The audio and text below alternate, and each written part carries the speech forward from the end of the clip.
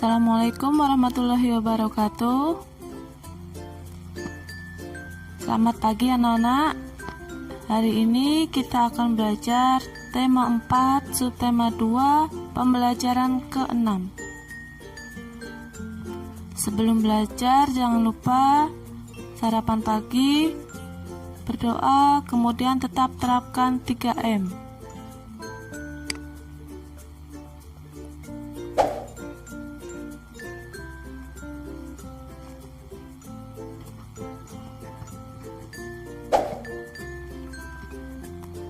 Anak-anak, di era globalisasi, beragam produk dari negara lain membanjiri Indonesia.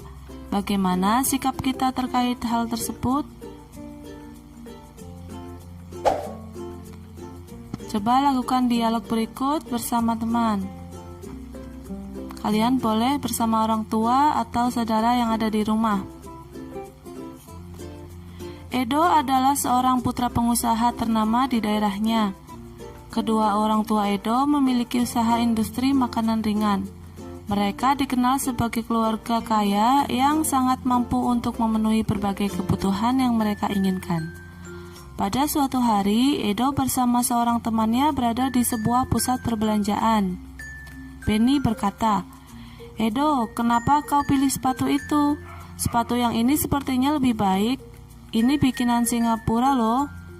Kemudian Edo menjawab, "Aku pilih ini saja. Sepatu ini bikinan Cibaduyut. Kualitasnya tidak kalah dengan sepatu bikinan luar negeri. Sepatu Cibaduyut juga sudah diekspor ke luar negeri." Benny berkata lagi, "Oh ya, memangnya kau tidak malu memakai produk dalam negeri?" Edo menjawab, "Loh, kenapa harus malu? Justru jika kita membeli produk negeri sendiri, itu artinya kita telah membantu negara kita. Uang kita akan tetap beredar di negeri sendiri. Selain itu, juga akan membuka lapangan kerja bagi rakyat Indonesia." Benny menjawab, "Oh, begitu ya." Edo berkata lagi, "Iya, Benny, karena itu aku selalu memilih untuk membeli produk Indonesia." Benny berkata, "Iya deh, aku juga ingin membantu rakyat Indonesia supaya menjadi lebih sejahtera. Aku akan selalu membeli produk-produk Indonesia." Sekarang tugas kalian, kerjakan soal berikut di buku tema kalian.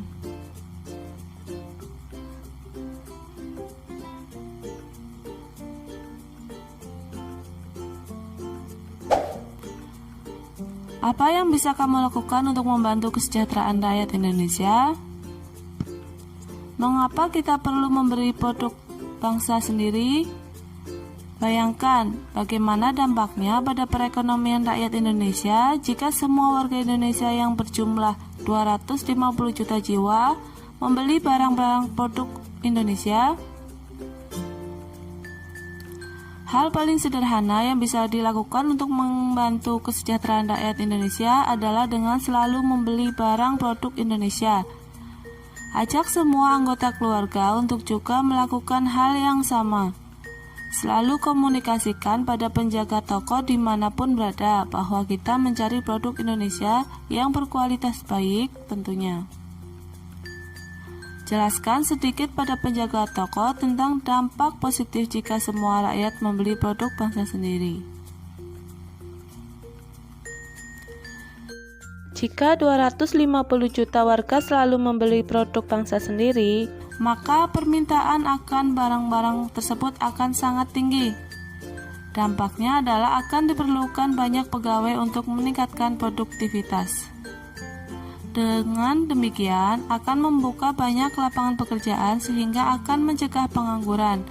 Selain itu, rupiah Indonesia juga akan berputar di dalam negeri.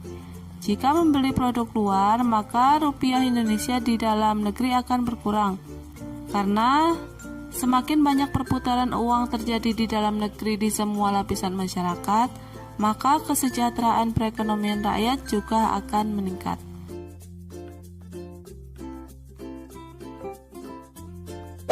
Mencintai tanah air adalah merupakan kewajiban setiap warga negara. Banyak cara yang bisa kita lakukan untuk menunjukkan rasa cinta kepada tanah air. Salah satunya adalah bangga menggunakan produk dalam negeri. Dengan menggunakan produk dalam negeri, kita sudah turut berpartisipasi dalam pembangunan bangsa. Apakah kamu sudah menggunakan produk dalam negeri?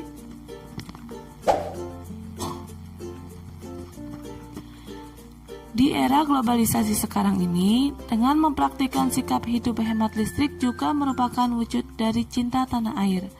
Mengapa kita harus hemat listrik? Coba kalian baca kembali teks tentang mengapa harus hemat listrik.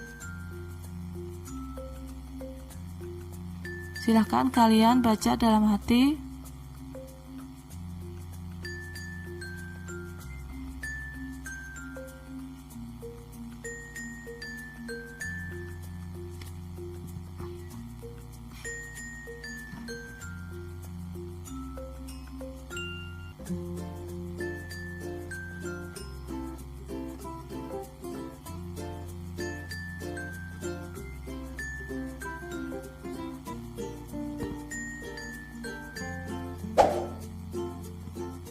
Coba kalian perhatikan kata-kata bercetak miring pada teks tersebut. Kata yang bercetak miring merupakan kata non-baku. Sebagai contoh, kata butuhkan, maka kata bakunya adalah membutuhkan. Contoh kalimat efektifnya, makhluk hidup membutuhkan oksigen untuk bernafas. Kemudian kata non-baku berikutnya yaitu gak bisa bayangin, maka kata bakunya yaitu tidak bisa bayangkan. Contoh kalimat efektifnya, kita tidak bisa bayangkan bagaimana bumi ini kalau tidak ada matahari. Sekarang tugas kalian, lanjutkan menulis kata non-baku dan baku sebanyak 5 nomor. Kemudian buat kalimat efektif seperti contoh di atas.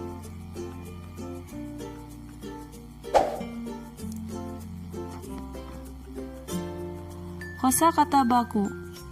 Kosakata baku merupakan kata yang cara pengucapan atau penulisannya sesuai dengan kaidah standar atau kaidah yang telah dibakukan berupa pedoman ejaan atau EYD, tata bahasa baku atau kamus umum. Ciri-ciri kosakata baku yaitu yang pertama tidak dipengaruhi oleh bahasa daerah. Contoh kata baku yaitu melihat, yang tidak baku ngelihatin. Yang kedua, tidak dipengaruhi bahasa asing. 3. Bukan merupakan bahasa percakapan. Misal, yang baku yaitu tidak, maka yang tidak baku adalah enggak. Kemudian menggunakan pemakaian imbuhan secara eksplisit. Contoh yang baku, ayah bekerja keras, harimau menyerang mangsanya. Yang tidak baku yaitu ayah kerja keras, berarti tidak ada imbuhannya ini ya. Harimau serang mangsanya. Selanjutnya, pemakaiannya sesuai dengan konteks kalimat. Contohnya yang baku yaitu disebabkan oleh, tidak baku disebabkan karena. Ciri yang keenam yaitu tidak terkontaminasi dan tidak rancu. Contoh kata baku yaitu mengesampingkan, maka yang tidak baku mengenyampingkan. Yang ketujuh, tidak mengandung arti pleonasme atau menambahkan keterangan yang tidak diperlukan. Contohnya yang baku yaitu pada zaman dahulu. Tidak baku yaitu pada zaman dahulu kala. Jadi kala itu tidak, kata kala tidak dibutuhkan, karena sudah cukup dengan kata pada zaman dahulu. Baik, terima kasih, semoga bermanfaat. Jumpa lagi pertemuan berikutnya. Wassalamualaikum warahmatullahi wabarakatuh.